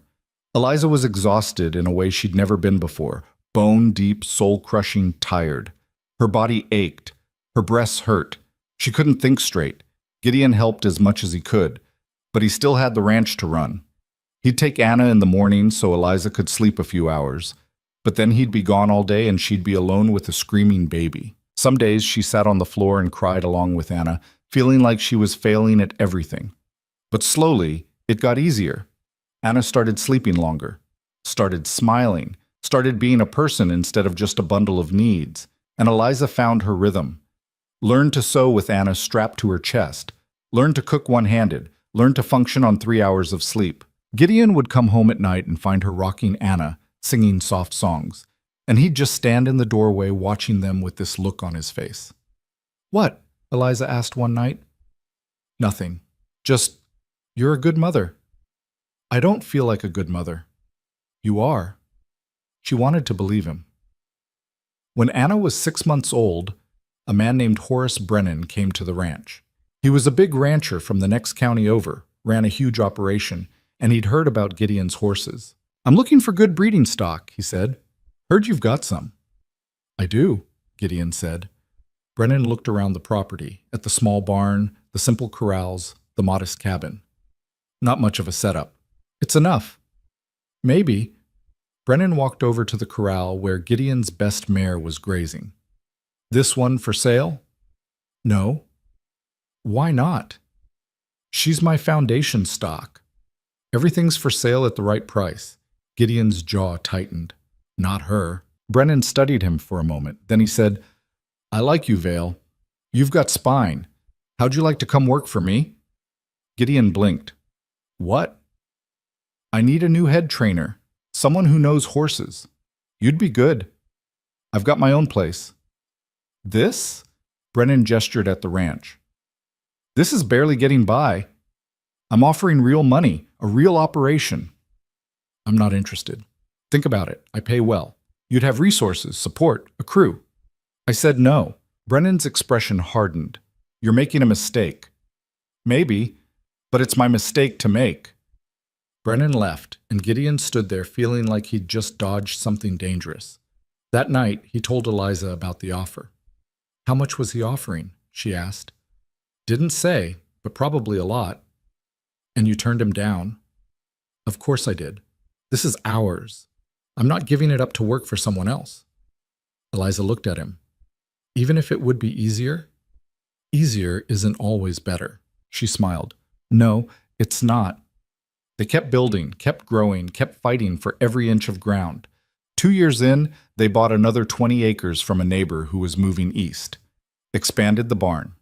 Built a real house, 2 rooms downstairs, 2 up. It wasn't fancy, but it was solid. Eliza's sewing business was thriving. She had 6 women working for her now, taking contracts from as far as 50 miles away. The money was good, Steady. Gideon's reputation grew. Ranchers came from all over to buy his horses, to hire him for training. He was known as fair, honest, skilled. They were making it.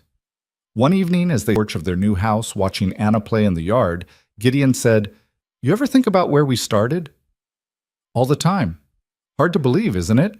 That we made it this far." Eliza leaned against him. "We almost didn't. But we did." "Yeah."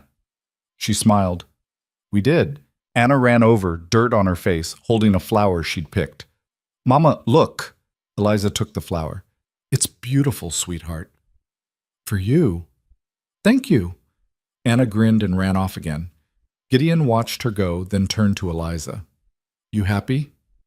"Yeah," she said. "I am." "Me too." They sat there in the fading light, holding hands, and Eliza felt something she'd never thought she'd feel again after Thomas died. Peace. The peace didn't last. 3 years into running Second Chance Ranch, disaster hit in the form of a late spring blizzard that nobody saw coming. One day the weather was mild, the next the sky turned black, and snow came down so thick you couldn't see 5 feet ahead. Gideon was out checking the far pasture when it started. Eliza watched from the house window, heart in her throat, as the world turned white. Anna, now 3 years old, pressed her face against the glass beside her mother. "Where's Papa?" she asked. "He'll be home soon," Eliza said, trying to keep the fear out of her voice. But an hour passed, then 2. The wind howled like something alive, rattling the windows, piling snow against the door. Eliza paced, Anna clinging to her skirt, and tried not to imagine all the ways this could go wrong. When the door finally burst open and Gideon stumbled in, covered head to toe in snow, Eliza nearly collapsed with relief. "The horses," he said, breathing hard. "I got them in the barn, but the roof's leaking. If it caves, then we fix it," Eliza said. "In this weather?" "We don't have a choice." She bundled Anna up, left her with strict instructions to stay inside, and followed Gideon out into the storm.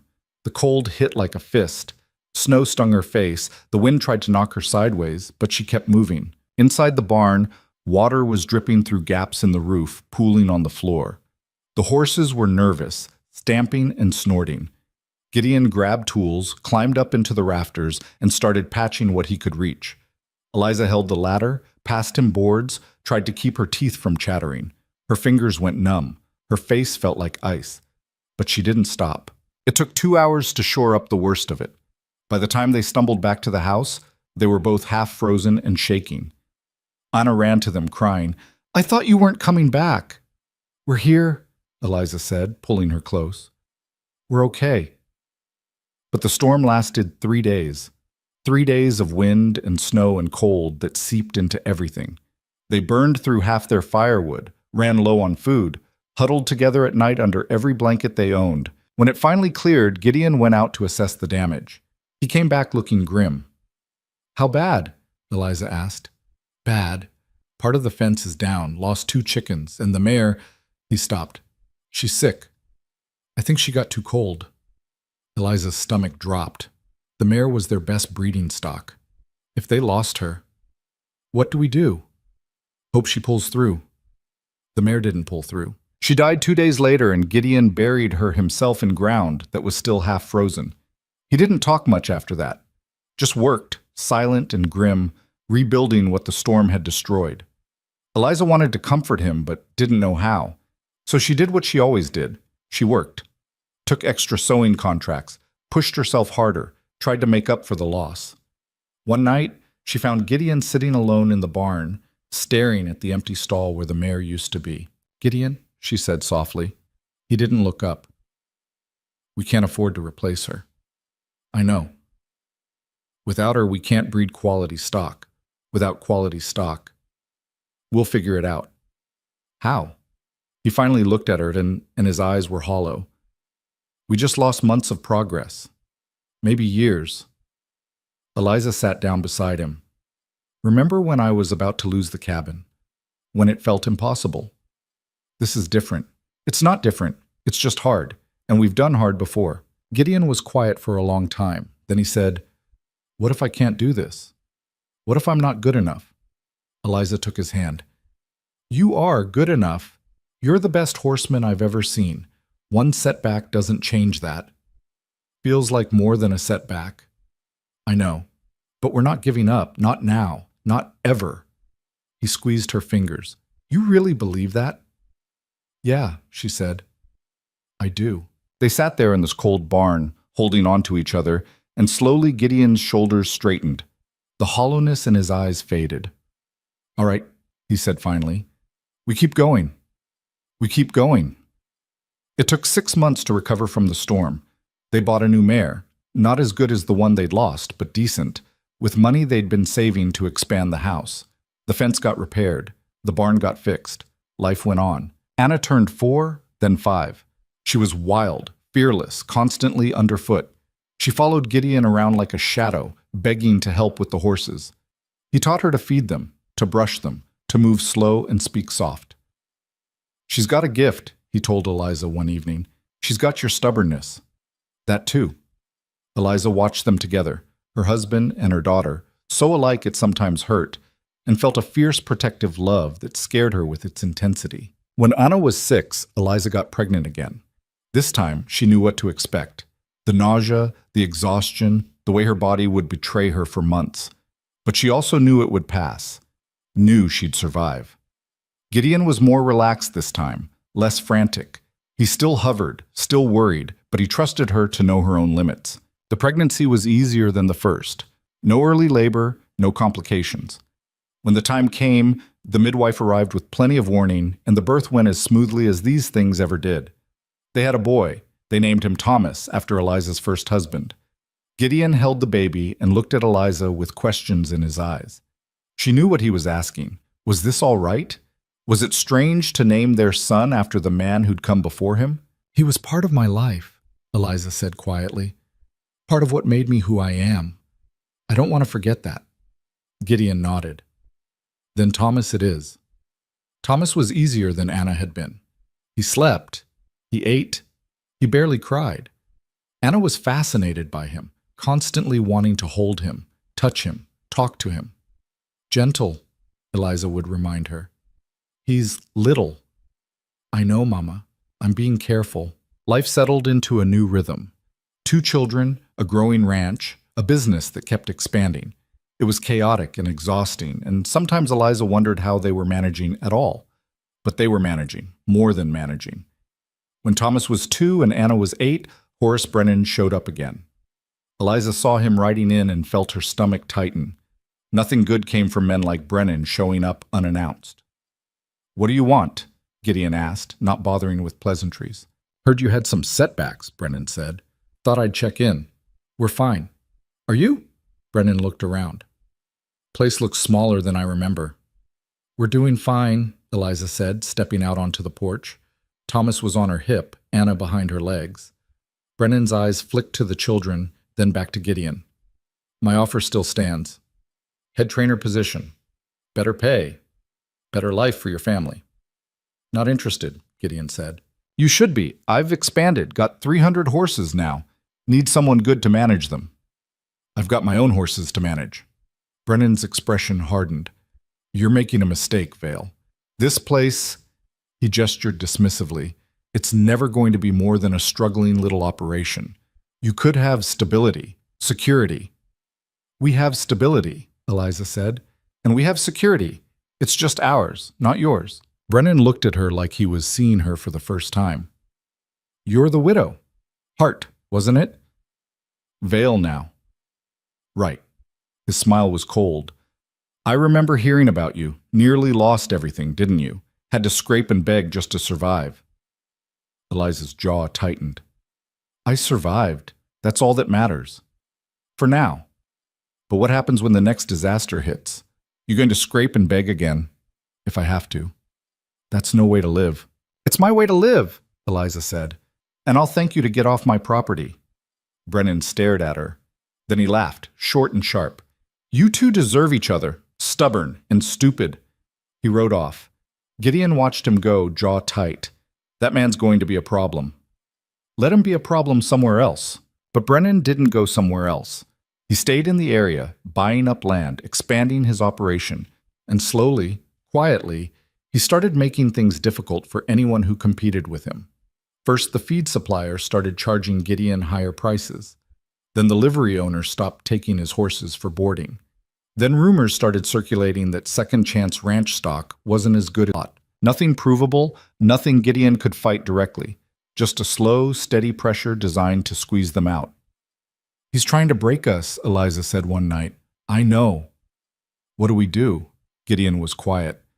Then he said, "We prove him wrong. We work harder, breed better horses, build a reputation he can't touch. That's going to take time. Then we take the time." They doubled down. Gideon spent every spare moment training, breeding, perfecting his stock. Eliza expanded the sewing business even further, taking contracts from neighboring towns, building relationships Brennan couldn't interfere with. It was hard. Some months, they barely broke even. But they didn't break. 2 years into Brennan's campaign against them, something shifted. A wealthy rancher from Montana came through looking for quality horses. He'd heard about Second Chance Ranch from a friend, ignored the rumors, and wanted to see the stock for himself. Gideon showed him everything. The rancher asked smart questions, tested the horses, watched how they moved. At the end, he said, "I'll take 6. Gideon blinked. "6? 6. And I'll pay top dollar. These are the best trained horses I've seen in years." "Thank you, sir." "Don't thank me. Just keep doing what you're doing." The sale brought in enough money to carry them through the winter and then some. But more importantly, it brought credibility. Word spread that a Montana rancher had chosen Second Chance over Brennan's operation. Other buyers started coming, asking questions, testing the horses, and buying. Slowly, Brennan's pressure lost its teeth. One afternoon, Brennan himself showed up again. But this time, he wasn't offering a job. "You win," he said bluntly. Gideon crossed his arms. "Wasn't aware we were competing." "Don't play stupid. You know what I was doing." "Yeah, I do." Brennan looked tired, older than he had 2 years ago. "I underestimated you, both of you." "Most people do," Eliza said from the porch. "I'm selling out," Brennan said, "moving to California. If you're interested in buying my land." "How much land?" Gideon asked. 200 acres. Borders your property on the north side." Gideon and Eliza exchanged a look. That much land would more than double their operation. "How much?" Gideon asked. Brennan named a price. It was high, but not unreasonable. "We'll need time to raise the money," Eliza said. "You've got 6 months. After that, I'm selling to whoever offers." He left. That night, Gideon and Eliza sat at the kitchen table doing math. "We can do it," Eliza said. "If we sell some of the stock, take on extra contracts, it'll be tight." "Everything's always tight." Gideon smiled slightly. "True." "So we do it?" "We do it." They worked like they'd never worked before. Sold horses, took contracts, saved every penny. Anna and Thomas barely saw them some days, just passed by in the mornings and evenings while Eliza and Gideon worked. Anna, now 10, started helping more. Feeding horses, mending tack, even helping her mother with simple sewing. Thomas, at 4, was too young to do much, but he tried anyway. One evening, Anna said, "Mama, why do you work so hard?" Eliza looked up from her sewing. "Because I want to build something that lasts, something that'll be yours and Thomas's someday." "But you're always tired." "I am tired," Eliza admitted, "but it's worth it." "How do you know?" Eliza set down her needle and pulled Anna close. "Because I've been poor, sweetheart. I've been desperate. I've been one disaster away from losing everything, and I never want to be there again. This," she gestured at the ranch, the house, everything. "This is security. This is freedom, and it's worth every hour of work." Anna nodded slowly. "I want to help." "You are helping." "I want to help more." Eliza smiled. "Then you will." 5.5 months in, they had the money. Gideon and Eliza rode to Brennan's property and handed over the payment. Brennan counted it, nodded, and handed over the deed. "Good luck," he said. "You're going to need it." "We've gotten this far," Gideon said. "We'll manage." Brennan shook his head. "You're either the bravest people I've ever met or the most foolish." "Maybe both," Eliza said. They rode home with the deed, and that night they celebrated. Not fancy, just a good meal, some music, the kids dancing in the kitchen while Eliza and Gideon watched. "We did it again," Gideon said. We did. Think we'll ever stop having to fight? Eliza thought about it. No, but I think we'll get better at it. Gideon laughed. Probably. The expanded ranch changed everything. They built a second barn, more corrals, a proper training ring, hired 2 ranch hands to help with the work because they couldn't do it all themselves anymore. The business grew. Gideon's reputation spread across 3 states. People came from hundreds of miles away to buy second-chance horses. Eliza's sewing business kept pace. She had 12 women working for her now, taking contracts worth hundreds of dollars. She'd stopped doing the actual sewing herself and focused on managing, organizing, building. They were successful, not rich. They still worked hard, still struggled sometimes, but stable, secure. Anna grew into a smart, capable young woman who knew more about horses than most grown men. At 16, she was helping Gideon train full-time, and buyers specifically asked for her input. Thomas was quieter, more thoughtful. He liked the ranch, but was drawn to books, to learning. Eliza encouraged it, saw echoes of herself in him, that hunger to understand the world. When Anna was 18, a young man named Daniel Clark started courting her. He was a ranch hand they'd hired 2 years earlier, steady and hardworking. Gideon liked him. Eliza was more cautious. "He's a good man," Gideon said one evening. "I know." "So what's the problem?" "She's young." "You were young when you married Thomas." "Exactly. And look how that—" Eliza stopped. "I just don't want her to rush." "She's not rushing. She's 18. She knows her own mind." Eliza sighed. "I know, I want her to have choices, to not feel trapped." "She has choices, and she's choosing him." "I know." Gideon pulled her close. "You're a good mother. You know that?" "I try." "You do more than try." Anna and Daniel got married a year later in a ceremony at the ranch. It was simple, joyful, full of people who'd watched Anna grow up. Eliza cried through the whole thing. "You all right?" Gideon whispered. "I'm fine, she's so grown up." "She is. When did that happen?" "While we were working." Eliza laughed through her tears. "Yeah, I guess it did." Daniel and Anna built a small house on the property, started their own life while still working the ranch. Within a year, Anna was pregnant. The cycle continued. Thomas, now 14, started talking about college. Eliza encouraged it even though the idea terrified her. College meant leaving, meant going far away. "You sure about this?" she asked him one evening. "I think so. I want to learn more than I can here." "What do you want to study?" "Law, maybe, or business. Something that could help the ranch." Eliza's chest tightened. "You don't have to come back, you know. If you find something else you want to do." "I know, but this is home. I'll always come back." She wanted to believe him. When Thomas was 17, he left for college in Denver. The house felt emptier without him, quieter. Gideon found Eliza crying in Thomas's old room one night. "Hey," he said softly. "He'll be back." "I know." "Then why the tears?" "Because everything's changing. The kids are grown, we're getting older, and She wiped her eyes. "I don't know who I am without them needing me."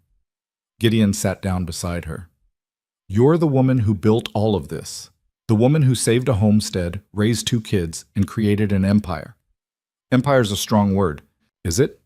He gestured out the window at the ranch, the barns, the corrals, the land stretching out under the stars. "We've got 300 acres, 50 horses, a business that employs 20 people. That's an empire, Eliza." She looked at him. "We did that, didn't we?" "We did." "How?" "By not giving up, ever." Eliza leaned against him. "I'm tired, Gideon." "I know. But I'm proud too." "Good. You should be." They sat there in this quiet room, and Eliza felt something settle inside her. She'd spent so many years fighting, surviving, building. Maybe it was okay to rest now, to just be. 5 years later, Thomas came back. He'd finished college, worked in Denver for a while, and realized Eliza had been right. Home was where he belonged. He came back with a law degree and ideas about expanding the ranch into breeding contracts, legal protections, partnerships with other ranchers. Gideon listened to his proposals and grinned. "You're going to make us legitimate." I'm going to try. Do it. Thomas did.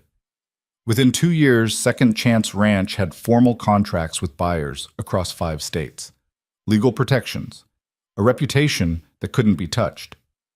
Anna and Daniel were by then, 2 boys and a girl. They ran the training operation while Gideon slowly stepped back, letting the younger generation take over. Eliza finally retired from the sewing business, handing it over to Mary's daughter. She spent her days with her grandchildren, teaching them to sew, to cook, to survive. One evening, she and Gideon sat on the porch of the house they'd built 30 years earlier. They were older now. Gideon's hair was gray. Eliza's hands were gnarled with arthritis. But they were still here, still together. You ever regret it? Eliza asked. Regret what? This. All of it. The struggle, the work, the everything. Gideon thought about it. No, not once. Not even the hard parts? Especially not the hard parts. The hard parts made it mean something. Eliza smiled. Yeah, they did. They sat in comfortable silence, watching the sun set over land they'd fought for, bled for, built from nothing. I love you, Gideon said quietly. I love you too. Think we did all right? Eliza looked out at the ranch, at Anna teaching her oldest son to ride, at Thomas in the office going over contracts, at the barns and corrals and life they'd created. Yeah, she said, I think we did all right. The years kept passing. Gideon's health started to fail when he was 68. Nothing dramatic, just the slow accumulation of a lifetime of hard work. His back gave him trouble. His knees ached. Some mornings, he couldn't get out of bed without help. Eliza took care of him the way he'd once taken care of her, patiently, stubbornly, refusing to let him give up. I'm slowing you down, he said one morning. You've never slowed me down. I am now. So we'll go slow together. He smiled at that. One evening, as they sat on the porch watching another sunset, Gideon said, I need to tell you something. Eliza's heart clenched. What? I'm grateful for all of it, for you, for this life, for everything. Gideon, I mean it. I was dead inside when I met you, just going through motions, and then you... He paused. You made me want to live again. Eliza's eyes burned. You saved me first. We saved each other. Yeah, she whispered. We did. Gideon died in his sleep 3 months later. Eliza woke up to find him cold beside her, his face peaceful, and she didn't scream, didn't cry, just sat there holding his hand and feeling the weight of 50 years together settle onto her shoulders. Anna and Thomas came. The grandchildren came. They buried him on the property under the wide Wyoming sky he'd loved. At the funeral, Eliza stood dry-eyed while everyone else wept. She didn't have tears left, just a hollow ache where Gideon used to be.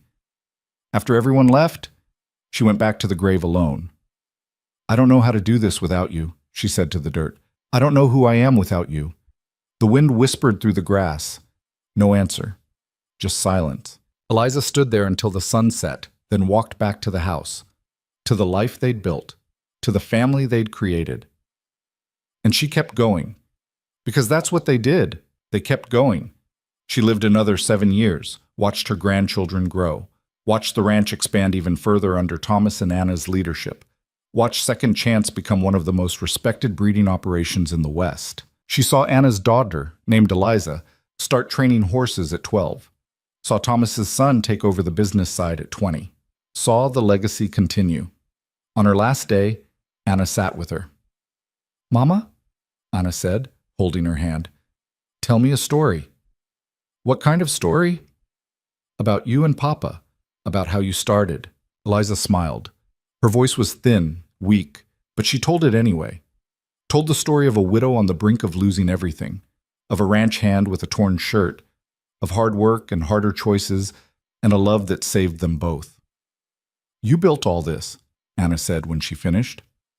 We built all this, Eliza corrected, your father and I, together. What's the secret? How did you make it work? Eliza thought about it. We didn't give up. Even when it was impossible, even when it hurt, even when we wanted to, we didn't give up. On each other. On the dream. On the life we wanted. That's it? That's it. Eliza squeezed her daughter's hand. And we loved each other.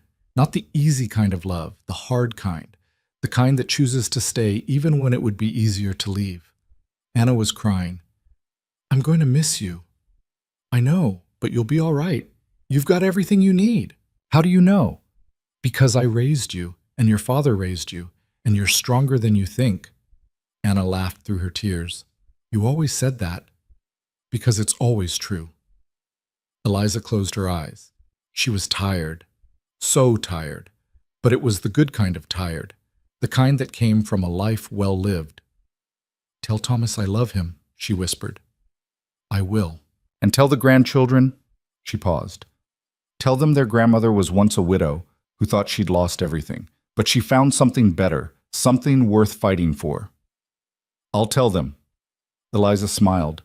Somewhere in the distance, she could hear Gideon's voice, calling her, waiting. I'm coming, she whispered. And then she was gone. They buried her next to Gideon on a bright spring day. The whole town came. People who'd known her, worked with her, bought from her.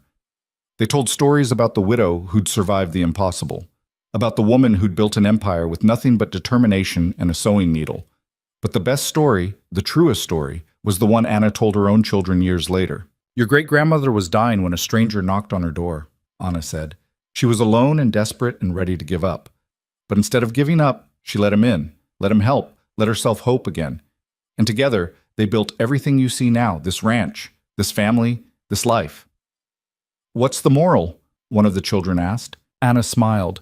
The moral is that sometimes the bravest thing you can do is let someone stand beside you. That strength isn't about doing it alone. It's about knowing when to accept help, when to build something together instead of fighting by yourself. And love? Another child asked. Love is choosing someone every day, even when it's hard, especially when it's hard. That's what they did. They chose each other, and they chose this life, and they made it mean something. The children nodded, soaking it in. And Anna looked out at the ranch, at the barns and corrals and land that stretched to the horizon, and felt her parents' presence in every inch of it. They'd started with nothing, built everything, and left behind something that would outlast them both.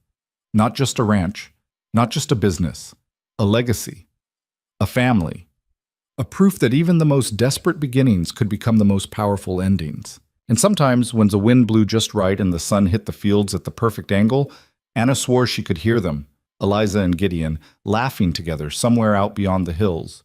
Still together, still building, still showing everyone that love, when it's real and fought for and earned, doesn't end. It just changes form.